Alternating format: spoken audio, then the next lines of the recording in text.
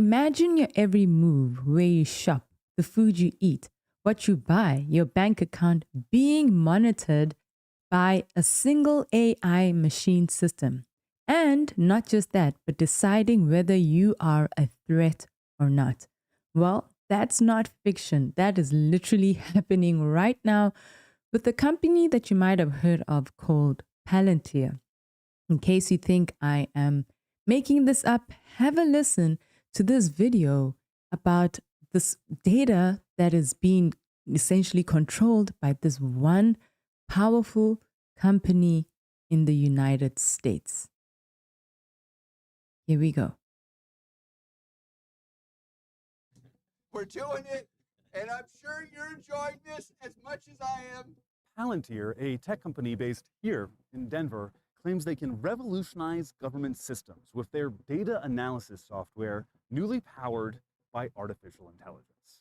They've been hired by the Department of Defense, the FBI, local police departments, and even the IRS and Wendy's to take in the information those organizations collect even more information, and use that data to draw conclusions. It can be used to completely reconfigure organizations' ontology, its reality, what systems matter, what information matters, what processes matter, how they are structured, what biases are introduced at each of those stages. We talked to a former Palantir employee. All right, so that is pretty interesting. All of this data is being collected to make a profile and a decision about you.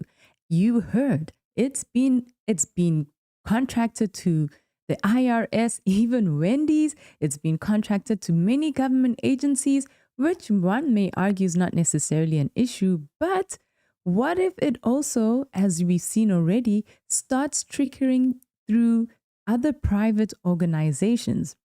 That means you're going to have one company that is pretty powerful and has data and information about its citizens across board.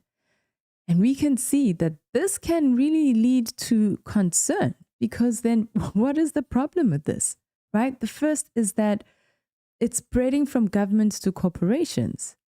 What's the issue with this?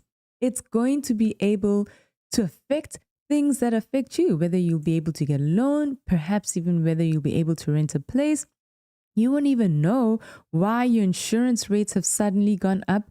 But meanwhile, in the background, a potential AI system that is just creating a profile of what it thinks is a threat or what it thinks you are going to do next, deciding your future and very important areas that could potentially affect and alter your life. Not just that, it, based on the profile that it creates about you, can just decide whether you're a threat or not. And you don't get to have a say in it. This is, for me, quite concerning. I'm not surprised that a government agency would want a tool and a technology like this, particularly in this fourth industrial era that we're in, with more increased surveillance, increased threats of war, increased threats of attack.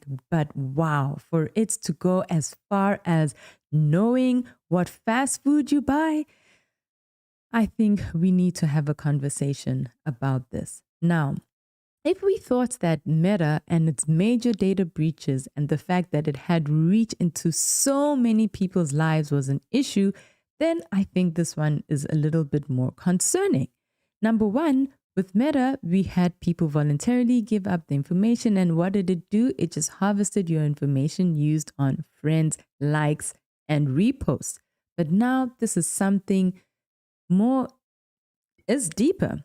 And I wanted to just show you with that video how deep it goes. And for me, this is pretty interesting because the IRS can just simply, and we know that these tech systems are not necessarily always perfect. Sometimes it could flag you. Perhaps the AI is not always accurate in terms of recognizing people. You could just be potentially driving a car that is similar to somebody else. Or what if you decide to borrow somebody's car and suddenly AI flags you because somewhere in its system, it recognizes something similar that was involved in a threat activity. And then what do you get to do? Your fate is literally decided by an AI system. Yes, granted, these things do make our life more efficient, and I'm sure that it should. But these kind of technologies can potentially make the military more efficient and faster. As we can see, the founders of this kind of technology are very excited about the fact that it could potentially find threat or dangerous actors before they perform any danger. Because how did this company, in fact, come about? After the 9/11 attacks, the idea of, hey, what if we were able to detect a threat and stop it before it happens? And that's where the brainchild and the birth of Palantir came from. And if you also listen to the token, the movie, you'll find that Palantir was actually a stone that could see into the future. But, and a very big but. The biggest issue with this particular stone was that it gave partial truths. And this is where I would like to digress and go into in terms of how it affects us and affects you and me as people. Imagine you go to the bar, you're sitting down and you casually say hi to a stranger. Or maybe it's not a bar, maybe you're going to a park, you're going for a walk, and you casually say hi to a stranger. Excuse me. But what you don't know is that that particular stranger has by some happen chance been flagged by AI Palantir's system as a threat. Unbeknownst to you, you go by, you take the left turn to the grocery store, and suddenly now, because of a simple, innocent conversation, you are deemed also a threat. You don't know this until you decide that you want to go apply for something, until you decide you want to go and travel, and suddenly your world comes crashing down. Why? Because of a system that has your data that has been linked to so many integral parts of your life without your permission, and making very serious, dire consequences about your future and those that are around you. This is why it's really important. While we can celebrate and be excited about innovative technology, this surveillance, this push, especially in this Western world towards more surveillance, wanting to beat China. We want to be more like China. And why? How we are as a nation, how we are as the United States is already something that I think we are diverse, we are very different, and statistics show that 80% of the people in the United States are not ready for a surveillance state, while the converse is true in China. And so I wonder, is it really about what the people need and want? Well, why are we rushing to compete with a nation that we regularly have very differing views about, even in terms of just economic structure and how economics run? I wonder what this would mean if there's such technology going around at such a very strong pace. And it's accelerating, it's not slowing down, and we're not being told of any regulation that's going to be in place concerning this technology. We also know that even in terms of AI companions and robotic companies and robots knowing how to read your emotions, already harvesting more and more data about human beings, all going to one particular cloud. And I'm just wondering, man, who's going to have all control of this?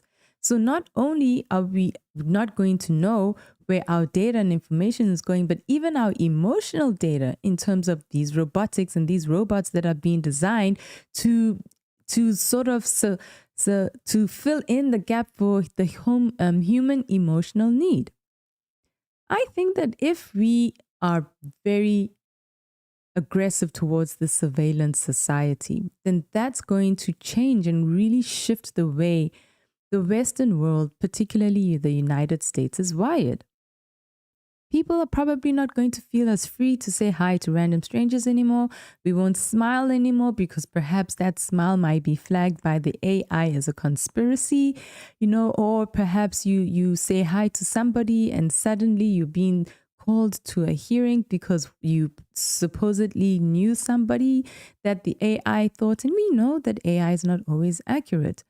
But here's what I still believe. Even though this is a cause for concern, and even though this is my contrarian position, I am not surprised that corporations are pushing for this. I'm not surprised that companies such as Palantir would have such a dominion mindset to want to be very aggressive and take control and have as much data and create an orbit as possible. That's what companies who want to really be at the head of cutting edge technology do. And so you can't necessarily expect them to behave or think otherwise. But what you can do is how you'll respond.